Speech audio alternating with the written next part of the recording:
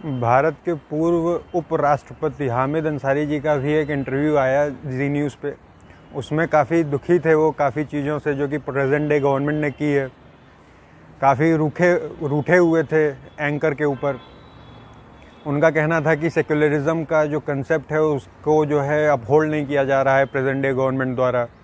उनकी बाकी कंप्लेंट्स थी कि सच्चर कमेटी की रिपोर्ट्स को प्रॉपरली इम्प्लीमेंट नहीं किया जा रहा है और रिपोर्ट्स में जो चीज़ें आई थी बाहर उन शिकायतों को पूरा नहीं किया जा रहा है, उनको डील नहीं किया जा रहा है।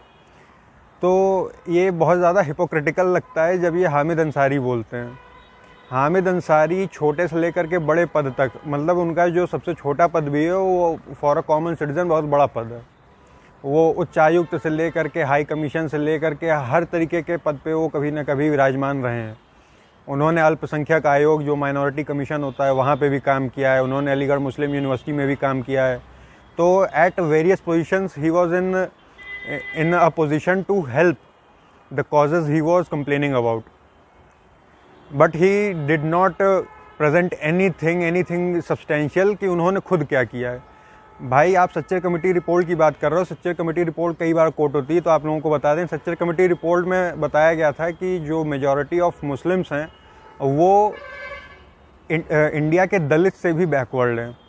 ये एक गलत परसेप्शन है, क्योंकि सच्चर कमेटी की रिपोर्ट को आप ढंग से पढ़ोगे तो उसमें आप पाओगे कि जो दलित मुस्लिम्स हैं, मुस्लिम्स में जो दलित हैं उनकी पोजीशन हिंदू दलित से ख़राब है। तो इसके लिए जिम्मेदार किसको माना जाए? इस गवर्नमेंट को, प्रेजेंट डे गवर्नमेंट को, जिसको आप भर भर के कोस रहे हैं।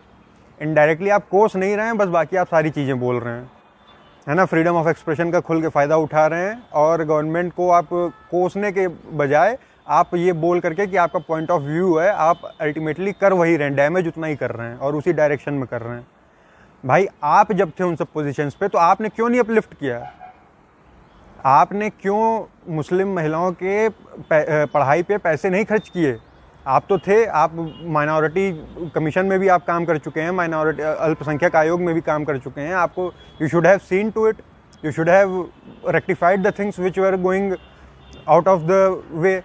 आपको वहाँ पे डिसीजंस लेने चाहिए थे जब आप खुद उस पोजीशन में थे। ये गवर्नमेंट तो बहुत सारे ऐसे स्कॉलरशिप्स ला रही है जो कि पर्टिकुलरली दलित या down trodden section of the society की महिला वर्ग को ही जा रही है ना। जो स्टार्टअप्स लगवाए जा रहे हैं उसके लिए अलग से फंड बनाए जा रहे हैं कि उसमें दलित पार्टिसिपेशन बढ़ सके, उनको आसानी से लोन्स मिल सकें। आपका तो ऐसा रिकॉर्ड नहीं था, उसके बाद आप कंप्लेन भी कर रहे हो कि सेक्युलरिज्म को अपहोल्ड नहीं कर रही है ये गवर्नमेंट। भाई आपके हिसाब से सेक्युलरिज्म नहीं चलेगा ना। ये आपका सेक्युलरिज्म था कि भाई हिंदू आतंकवाद होता है, और ये चीज़ बोली थी, किसने बोली थी? कांग्रेस पार्टी के बड़े बड़े नेताओं ने बोली थी, एक बार नहीं लगातार बोली थी। तब सेक्युलरिज्म खतरे में नहीं था। भाई मुस्लिम आतंकवाद जैसा तो कुछ नहीं बोला है इस गवर्नमेंट ने अभी तक। गवर्नमेंट ने नहीं बोला है, कोई ऑफिशियल चुने हुए इंसान का तो कोई स्टैंड ऐसा है नहीं। लेकिन आपके यहाँ तो शिंदे से लेकर के एंटनी से लेकर के जो बड़े बड़े पदों पर विराजमान पूर्व मुख्यमंत्रियों ने हिंदू आतंकवाद को खूब हवा दी थी, इस कंसेप्ट को खूब उछाला था। ऐसा तो कुछ हो नहीं रहा है, लेकिन फिर भी आपके नीचे अंगारे लगे हुए हैं, पता नहीं क्यों लगे हुए हैं। और इनकी आप खुद की रिपोर्ट देखें तो ये जब ईरान में इंडिया के रिप्रेजेंटेटिव थे हामिद अंसारी जी, आप सोचिए ये किस बैकग्राउंड से आते हैं। इनके ऊपर इल्ज़ाम लगे हुए हैं, एक भारत के रॉ में काम करने वाले पुराने ऑफिसर्स हैं वीके सूद और एनके सूद, उन्होंने इनके ऊपर इल्ज़ाम लगाए हैं कि जब ये ईरान में पोस्टेड थे तो ये ईरान में जब पोस्टेड थे तो ईरान की जो इंटेलिजेंस एजेंसी थी, उसको शावक या शेवाक ऐसे कुछ बोलते हैं, तो उसको ये हेल्प करते थे। ये तो बहुत सीरियस इल्ज़ाम हो जाएगा, क्योंकि ये केवल एलिगेशन है। तो मैं ये नहीं कहूँगा कि ये हेल्प करते थे, लेकिन उन्होंने ये इतना ज़रूर कहा है कि ये इंडियन रॉ ऑपरेटिव्स जो होते थे उनकी इम्पॉर्टेंट जो इंटेलिजेंस होती थी या उनकी इम्पॉर्टेंट क्लासिफाइड इंफॉर्मेशन जो होती थी उसको ये किसी ना किसी तरीके से कॉम्प्रोमाइज़ करते थे। और अगर मान लीजिए कॉम्प्रोमाइज़ नहीं करते थे तो ये इनका काम करने का तरीका ऐसा था कि रॉ के ऑपरेटिव्स वहाँ पे एक्सपोज होते जाते थे। ऐसा कैसे पता चला? क्योंकि ईरान में बहुत बार हुआ कि रॉ के ऑपरेटिव्स गायब हो गए, और गायब हो गए तो वो गायब होने के बाद सड़क के किनारे मिल रहे हैं इंटॉक्सिकेटेड कंडीशन में, है ना, अधमरी हालत में मिल रहे हैं, कहीं से भी वो अगवा कर लिए जा रहे हैं। तो जब ऐसा कुछ होता है तो जो इंडिया का रिप्रेजेंटेटिव होता है हाई कमीशन में या वहाँ की एम्बेसी में, वो इन सब चीज़ों का संज्ञान लेता है, इन सब चीज़ों पे एक्ट करता है। और उसमें इनका बहुत लचर रवैया पाया गया था हामिद अंसारी जी का, और ये बड़े बड़े क्लेम्स मार रहे हैं। ये 10 साल तक भारत के वाइस प्रेसिडेंट रहे हैं। आप सोचिए, सर्वपल्ली राधाकृष्णन जी के बाद शायद यही हैं सबसे ज़्यादा बार जो वाइस प्रेसिडेंसी जिन्होंने कंटिन्यू की हो। उसके आगे बढ़िए, ये किस परिवार से आते हैं आपको बता दें। इनके परिवार में एक आदमी हैं अफजाल अंसारी। अफजाल अंसारी बाहुबली के भाई हैं मुख्तार अंसारी के। ये वही मुख्तार अंसारी हैं जो पूरे देश में दंगा फैलाते हैं। पूरे देश में तो नहीं, लेकिन वेस्टर्न यूपी में ज़रूर फैलाते हैं, रंगे हाथ देखे जाते हैं। वहाँ पे ये इनको जेल हो जाती है, इनको इम्प्रिजनमेंट की सज़ा मिलती है, और ये खुलेआम घूम रहे होते हैं। ये हालत है, इनके खुद के घर की बात है ये, है ना। इनके परिवार के, इनके रिलेटिव इस टाइप के हैं, और ये देश से कंप्लेन कर रहे हैं कि हाँ लिंचिंग हो जा रही है। भाई लिंचिंग हो रही है तो देश और धर्म देख करके नहीं लिंचिंग हो रही है। ये सीधी सी बात है कि यहाँ इंडिया में अगर मैच भी होता है, क्रिकेट का मैच, तो उसमें भगदड़ मच जाती है, उसमें लड़ाई हो जाती है। मतलब कम से कम दर्जन भर बार तो मैंने देखा है कि क्रिकेट के मैच में लड़ाई हो गई है, फुटबॉल के मैच में लड़ाई हो गई है, और ऐसी लड़ाई हो गई है कि उसमें खून वून निकल आया है। तो क्या करें भाई इसके लिए? इसमें भी कोई पॉलिटिकल एंगल, रिलीजियस एंगल लाएं क्या? ये लिंचिंग जो है कोई एक तरफ से नहीं होती है। और भाई अगर आप लिंचिंग का संज्ञान ले रहे हो इतना, तो फिर आप इस चीज़ का भी संज्ञान लो कि हाई कोर्ट्स कह रही हैं कि लव जिहाद की कंस्पिरेसी ट्रू है।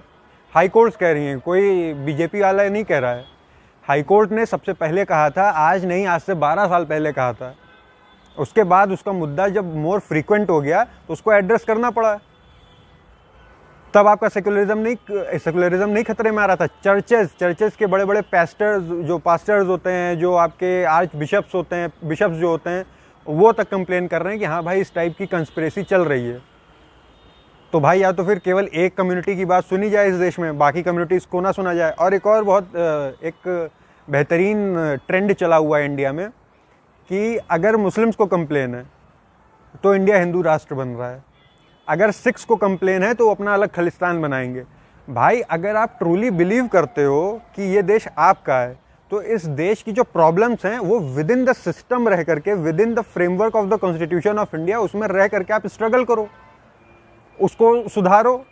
इसका कोई शॉर्टकट ये थोड़ी होता है कि हम अपना देश अलग करेंगे। तो भाई अगर हिंदुओं के ऊपर होता है अत्याचार तो हिंदू कहने लगे कि हम इसको हिंदू राष्ट्र बना देंगे, तो फिर क्यों आप कंप्लेन करते हो? फिर तो दोनों तरफ की बात सही हो गई। अगर आप सिर्फ इसलिए क्योंकि सिखों को मारा गया था 1984 में, आप खालिस्तान की डिमांड करते हो, और किसी दंगे में मुस्लिम्स को मारा गया तो वो अब इसी देश के अंदर वो एलियनेटेड फील करते हैं, तो भाई केवल एक कम्युनिटी ने, मेजॉरिटी कम्युनिटी ने थोड़ी देश में ठेका ले रखा है कि हम देश का सेकुलरिज्म मेंटेन करके रखेंगे अपीजमेंट के थ्रू। अगर आप इस देश में अपने आप को इस देश के सिस्टम का सही में पार्ट मानते हो, तो कंप्लेन करने की बजाय भाई बेड़ा उठाओ, उस चीज़ को ठीक करो, रेक्टिफाई करो, है ना। ऐसा तो हो नहीं सकता है कि जो मेजॉरिटी कम्युनिटी है वो हमारे लिए कंफर्टेबल पोजीशंस बना करके दे, हमारे लिए वो एक कंफर्ट जोन बना करके प्रोवाइड करे, और हम उसमें बैठ करके मैला फैलाएंगे। ऐसा तो होता नहीं है ना। इस तरीके से तो कोई देश चलता नहीं है। तो इस ट्रेंड, और जब इस पे हामिद अंसारी जैसे लोग, जिनकी क्रेडिबिलिटी, जिनकी गुडविल मतलब सरेआम नीलाम हो चुकी है कई बार, कई मुद्दों पे, आपने अपना पूरा पब्लिक लाइफ का जितना स्फीयर था उसमें आपने कोई ऐसा मेजर मुद्दा ना उठाया। पर्दे के पीछे क्या हुआ, आपके विरोध में खड़े हुए लोग तो बहुत दिख रहे हैं, लेकिन 10 साल, 20 साल, 25 साल, आपने 40 साल लगभग पब्लिक लाइफ में जो बिताया, आपके सपोर्ट में आने वाले लोग बहुत कम हमें दिखते हैं। और एक बात और मैं बता दूं, ये एक नंबर के डायनेस्ट भी हैं। डायनेस्ट इस वजह से हैं कि भाई बहुत सारे ऐसे आईएफएस ऑफिसर्स हैं, जैसे आप बहुत सारे आईएफएस ऑफिसर्स हैं जो आपके करंट डे फॉरेन मिनिस्टर हैं, वो भी फॉर्मर ऑफिसर ही हैं, तो वो अपनी मेरिट पे आए हैं। उसी तरीके से हम लोग कह सकते हैं कि भाई हामिद अंसारी भी अपनी मेरिट से बने रहे होंगे वाइस प्रेसिडेंट जब बने रहे होंगे, लेकिन मैं ऐसा नहीं कह सकता हूँ। इसलिए नहीं कह सकता हूँ क्योंकि इनके घर में भी आप पीछे जाएंगे, परिवार में आप देखेंगे तो कई सारे लोग कांग्रेस से रिलेटेड रहे हैं, कई सारे लोग। तो पहले तो आप अपनी गुडविल को बहुत ज़्यादा आ करें। आपने ऐसा कोई काम नहीं किया है कि आपकी बातों को फेस वैल्यू पे लिया जाए। ये हामिद अंसारी कि ट्रिपल तलाक जो है, जो इन्होंने बिल ले आया, इसको इन्होंने बहुत उछाला। भाई उछालें क्यों ना, जब सुप्रीम कोर्ट ने ट्रिपल तलाक के अगेंस्ट में जजमेंट्स निकाली थी, जब सुप्रीम कोर्ट कई समय से कह रहा है कि भाई यूनिफॉर्म सिविल कोड लेकर के आओ, जब आपके डीपीएसपी में लिखा हुआ है कि यूनिफॉर्म सिविल कोड के लिए स्ट्राइव करिए आप, तो आपको क्यों बुरा लग रहा है जब ट्रिपल तलाक और तलाक बिद्दत के खिलाफ जो है माहौल बन रहा है देश में? अगर आप सही में चाहते हो कि भाई माइनॉरिटी कम्युनिटी और मेजॉरिटी कम्युनिटी एक पेडिस्टल पे खड़े हों इस देश में, तो आपको इतनी तकलीफ क्यों हो रही है जब ये सदियों से दबे हुए मसले, ये प्रेजेंट डे गवर्नमेंट उस पर कुछ एक्शन ले रही है? तो आपको तब सेकुलरिज्म उखड़ता हुआ नहीं दिखाई दे रहा था जब सुप्रीम कोर्ट के मसले, सुप्रीम कोर्ट की जजमेंट को लेजिस्लेटिवली पलटा जा रहा था इस देश में? तब आपको नहीं दर्द हो रहा था, अब आपको दर्द हो रहा है आज। अगर आपको ये दर्द हो रहा है तो ये दर्द मुबारक हो, और अभी लगभग कम से कम 4 साल तो और ये दर्द आप बर्दाश्त करिए। और भाई मेरी सबसे अपील है कि इनका आप बुक खरीदना मत, किसी काम की आपको इंसाइट्स नहीं मिलेंगी। अगर आपको बुक्स खरीदनी है तो आप अनब्रेकिंग इंडिया खरीदिए, आप ब्रेन वॉश रिपब्लिक खरीदिए। एनसीईआरटी के एक आरटीआई डाली गई एनसीईआरटी में, उनसे उनके जो एनसीईआरटी में चीज़ें लिखी होती हैं उसका सोर्स मांगा गया, तो यू विल बी सरप्राइज्ड कि एनसीईआरटी की किताबें पढ़ पढ़ के लोग आईएएस पीसीएस बनते हैं इस देश में। और एनसीईआरटी वालों ने रिप्लाई दिया है कि उनके पास कोई सोर्स ऑफ इन्फॉर्मेशन नहीं जहां से उन्होंने ये कंक्लूजन्स ड्रॉ किए हैं जो वो लिखते हैं एनसीईआरटी की किताबों में। तो आप समझ लीजिए इतना अंधेरे में चल रहा है ये देश और देश का सिस्टम।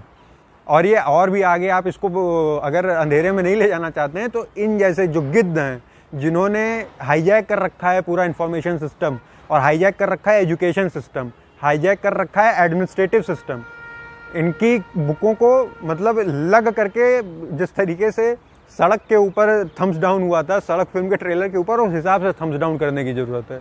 धन्यवाद।